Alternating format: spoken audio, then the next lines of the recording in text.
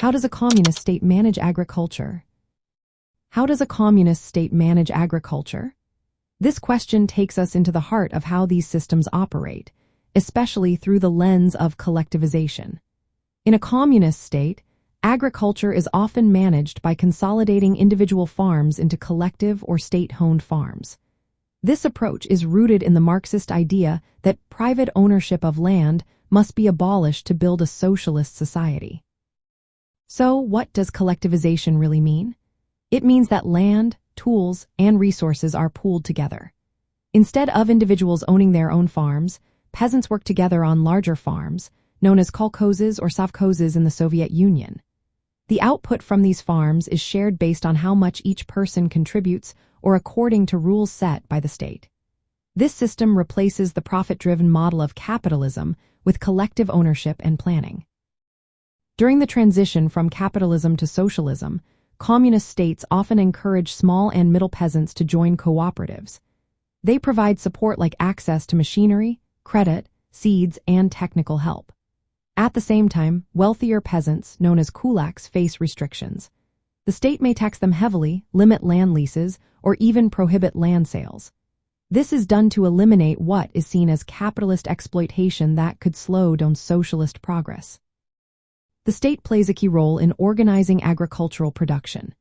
It plans what crops to grow and how to distribute them to meet national needs instead of market demands. The government also provides scientific and technical support, including modern machinery, fertilizers, and pest control methods.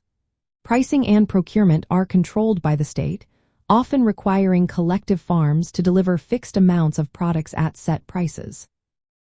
Historically, collectivization has been a complex process. In the Soviet Union, forced collectivization under Joseph Stalin aimed to eliminate private farming. This led to social upheaval and resistance. Despite the hardships, the leadership justified these actions as necessary to transform agriculture into a socialist system that could support industrialization. In other communist countries, like China, collectivization took different forms. For example, higher-level agricultural producers' cooperatives allowed households to pool resources while keeping some individual plots for personal use or market sales. Large-scale efforts like the Great Leap Forward aimed to rapidly industrialize agriculture but faced severe challenges, including environmental disasters. Over time, some communist states have adjusted their approach. They have allowed more autonomy for individual farmers or cooperatives. For instance, late Soviet reforms gave farmers more control over land use and crop selection. This shift reflects lessons learned from earlier collectivization experiences.